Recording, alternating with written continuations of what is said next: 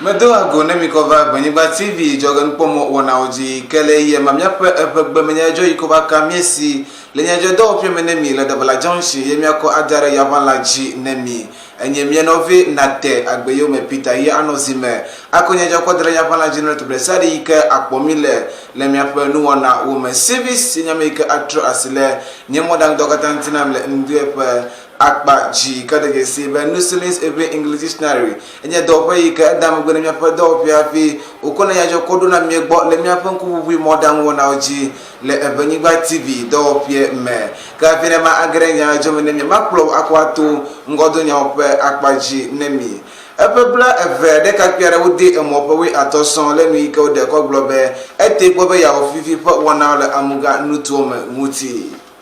kala akbabu muhanyata ka hede gobe le ashanti nutoma ejonya nu ike egle agba hogade ike na etere moji le ike me mo mi popu kakle tricycle alo abobo ya ojagwa ike uno mo mi pe wona wom le tepma ike na ejoya eje hoji le tepma kila fanya sala plan kwala le ye mama ala lami ike ma trophy na ma agranya jome nami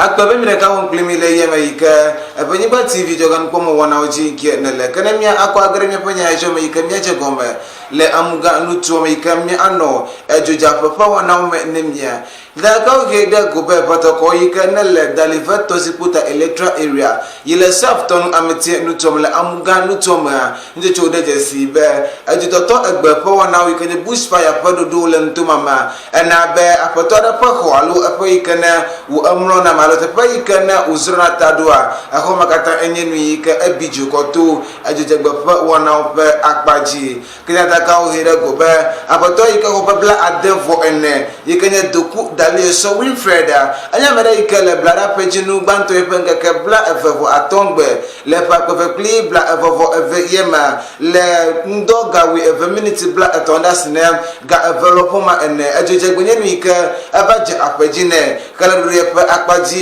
anya me kete jesi na Ewenyigba TV Nyadzɔdzɔwo pie be ajojegbe anya nu ike enyi klovio alufula ne ike hesmens wa onya mere ike wotona ejogbeda le wope gologo ike wope tado jinua yenye be egbe wo no ku ike yeye towa na watro adomura ike wope la ike nyimo le kotu egberudu perudu ma na nye nu ike atenga kpo egbe nyi le ike le ngone yo gbona nguti kala apoto doku Winfred penyanua ade jesi ne mi be yeba ho ike nele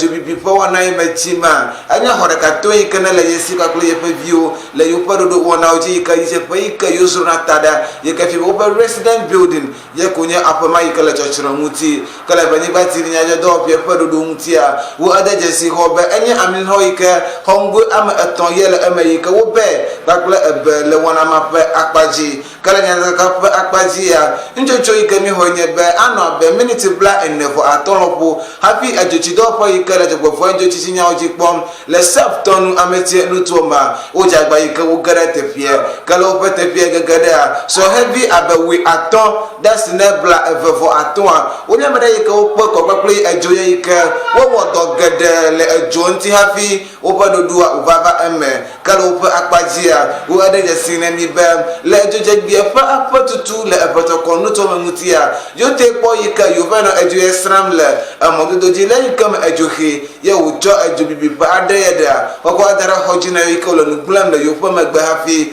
na yoba kede ejobibi pa wana yemuti kala duru ye pa akpajia ena mesa go me nya mere ike yegere topu glodede pa wana me kakple aglodede pe wana me hena alanyi goma ha enya mere ike kpo gomele ahanyi pe akpa oji kala apato e panu fone Ewenyigba TV ya enya mere ike de jesi be ye matenga ko jesi de da to kere ka akwa dare anamesio kata ne echijo eme ike wo fie mutio kanu ike ya donwu enye be gana ga cedi akpa eve ike nye 2000 Ghanaian cedis enye ga humare ike yunkwata njeji be le kosira ike le ngone mi gbona yu ko de to mebe yu azan ne edowona de le yepopu mi muti kala apanya nuwa enya mere ike edejesi be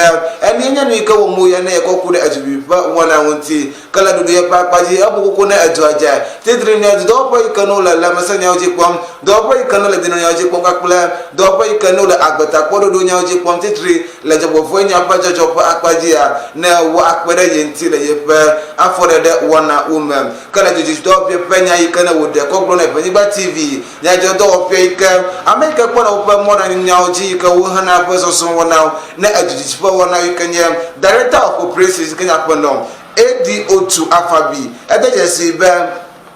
le sefton dzitsi dɔwɔƒea yonyamedeke yoxɔ yɔyɔ kpata yike etso ege nutome yike fia be nutometɔ yike no le ƒetɔkoa woyɔ yoƒe kaƒomedzesi yike nye 112 yike yi ɖe ege nutome hafi wo gugblẽ kɔɖo la amuga nutome hafi yoƒe asia eva te ke ɖe yoƒe ɖoɖo wɔna ŋuti yena be yote tsi megbe vi ke le aƒenɔ Afabi ADO2 ƒe nyanua eyame ɖe yike eƒo koko ne ƒetɔkɔdzo kpakple sefton nutome nɔlawo katã be wo adze gbagba yike wo alé ŋku ɖe woƒe yɔyɔ wɔna ŋuti ke woayɔ yoto yoƒe kaƒomedzesi yike nye nanekɔ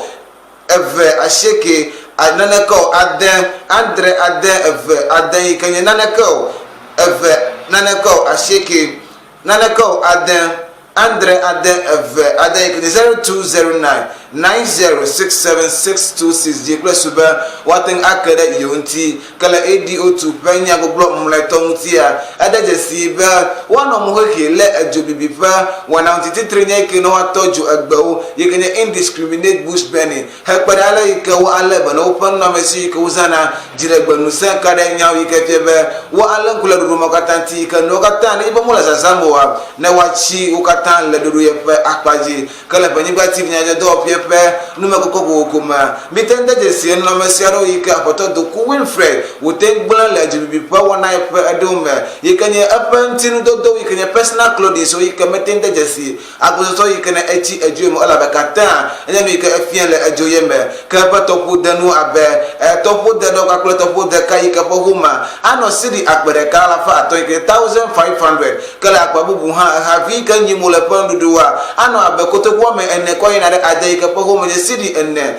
sidi alafa ene kple bla atɔ yike nye 450 Ghana cedis ke le eƒe xɔmezikpiwo ƒe akpadzi yike nye room furnitures wa anɔ be sidi akpe ɖeka alafa atɔ yike nye 1500 le Ghana ga ƒe akpadzi ke le blema ƒe awu ƒe akpadzi yike nye old cultural costumes wa mete de dzesi home ne eni elabe blema nuwo nye nu yike woxɔ asi le fifia ƒe ŋkekewo dzi ke le eƒe mɔɖaŋuwo ƒe akpadzi abe TV dzɔgenukpɔmɔ ƒe akpadzia eƒle TV sidi alafa atɔ yike nye 500 Ghana cedis ke decoder sidi akpe eve sidi alafa black vevo atɔ yike nye 250 Ghana cedis ke le ƒe radio mɔƒomɔ ƒe akpadzia sidi bla ade ke le ƒe kaƒomɔ ƒe akpadzia sidi alafa ɖeka kple bla ade kpakple enɔmesi geɖewo le mɔɖaŋu ƒe akpadzi ke de dzesi ne mi be teƒe yike yezrɔ̃ yeƒe ta ɖe abe shelter materials yike nye yeƒe aba kpakple abamɔmlɔ katã anɔ home yike nye sidi akpe ɖeka alafa eve yike 1200 le ɖoɖo yeƒe akpadzi ke ne mi se gome be etsewu aɖe yike nye traditional clothes wa yemate ŋu ade dzesi home yike ne etsi edzo me yike nɔ bibim o ke le yike mo nye agbledela hã ete de dzesi be yeƒe agbonukunyo tike kpakple gbewu tike geɖewo nye nu yike etsi edzo me yike ƒe homa anɔ sidi alafa ene kple bla atɔ yike nye 450 Ghana cedis ke le traditional footwear so yike fia be blema ƒe afɔkpa yike ne wodona hena wɔna alo dekɔnu geɖewoa ebe home mete de dzesi alabe blema ƒe afɔkpa nye nu yike exɔ si ale gbegbe ke de dzesi hã ne mi be efia yike ne le yoƒe ŋutɔdzikpɔƒe dzo ya wɔme eve etsi edzo ye me kpakple eƒe agbalẽ hiã ɖe sia ɖe yike hiã le ʋɔnu kpakple anyigba ƒe agbalẽ wɔnawo ɖe sia ɖe enye nu yike etsi edzo ye me ke de dzesi hã ne mi be efia ŋutinuzaza geɖewo hã wotsi edzo ye me yike wo egble ke nu yike wogaŋlɔŋlɔ be nye be egahome yike nɔ xɔme yike nye capital resource yenye sidi akpe eve alafa atɔ kple etsivɔsɔ yike nye 2500 plus nye gahome yike etsi afɔɖeɖe wɔna ye me kɔto edzobibi ƒe wɔna ye ŋuti ta Ewenyigba TV kɔe da ɖe le aƒe dzi ne miaƒe nukpɔlawo be nɔvi ɖe sia ɖe yike wɔ kpekpe ɖe ŋua ne woakɔe kɔto ƒe gbedasi kɔkɔ akɔ da ɖe Nyadzɔdzɔ ƒe gɔme yike mia akpe ɖe miawofo ye ŋuti hena eƒe agbea ne woagbɔtɔ aganɔ agbe teƒe kɔku ɖe dzɔgbɔvɔnya yike ne edzɔ le dzi le nyitsɔ yike ne va yi ŋuti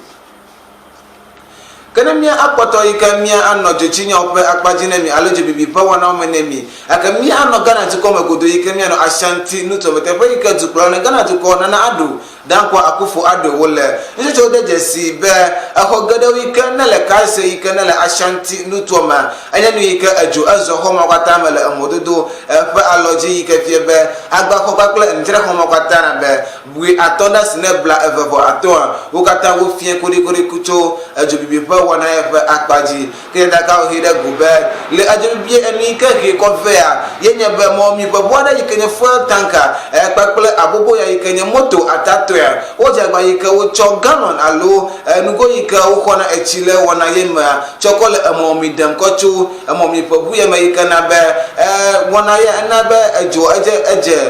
galon yo pe mayika wo te ko be yo ati eje ka kele yike mo nyemo mamita enya nu yike eleju an makan kafie be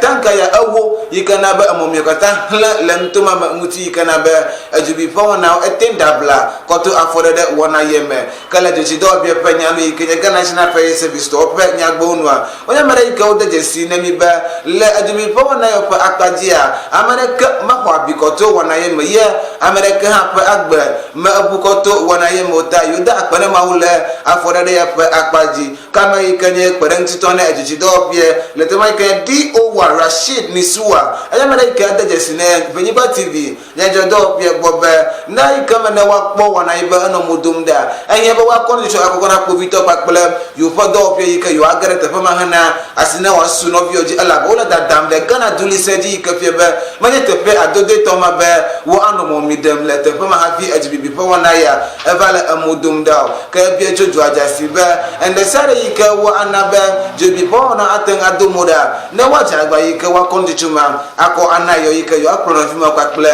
ese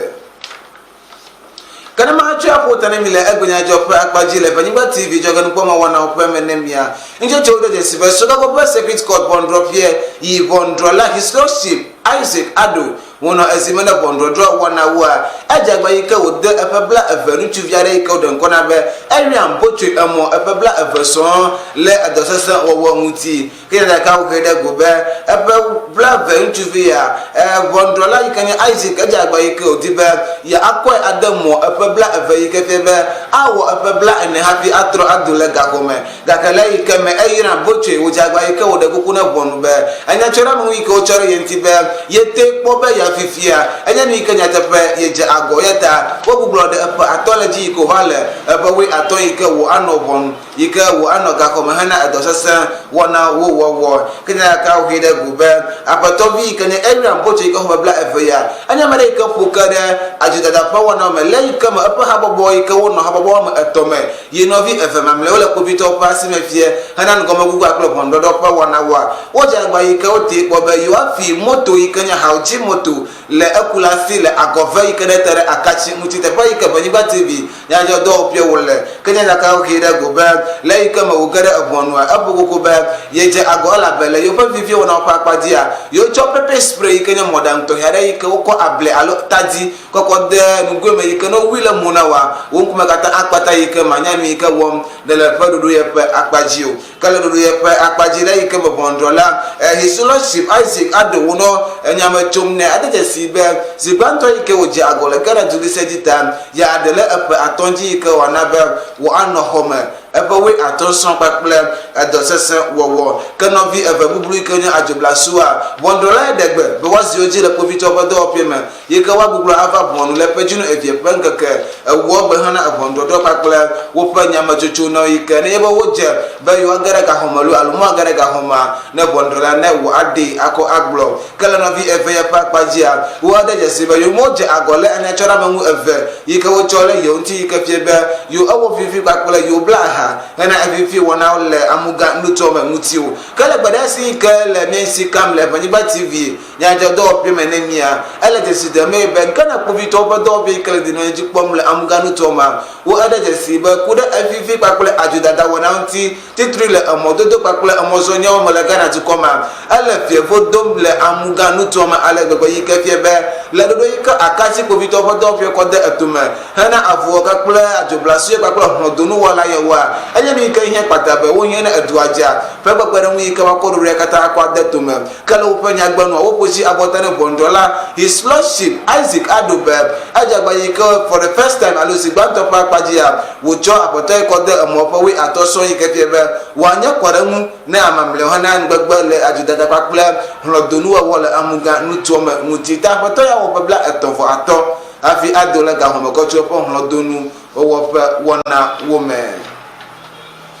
Kenya panu kwa lage yi marga mi ache jafanya ajo le egba ni keje akọ asedo yenye ege fina ma joro gbowa ma bublo ma alen kuna ngodo nya nti mo do ko twi no ajo jape ne apoto de yika ho bla adefo ene yikanye doku Winfred ali esole patoko yikena le dalibeto sipota electoral area le saftonu ametienu tomle amuganu tomagodo ka bon na mesi gado nya ni yike achi ajoye me yika wo fien le ajo bibipa wana wo fe akpaji kale akpabu mane da ka hira gobele ashanti no toma agba ho ka kle enjira ho abewe atona senebla efefo aton anya no ka abijo lai kama momi pe boade agba kle moto abobo ya uja agba iko no momi pe wona de kale dodo ye pakpaji a ye ajubibi pe wona ye odo amuda ode epebla efenu chibiare yikanya apoto eliam poche emo ebawe atoso lai kama uti ko be ya afifi le wona pakpaji kana vive bu amlewa wala ko bito pasi me iko bu la bon le pejinu evie keke ewo gbe nyasara be kpakple nkpɔlawo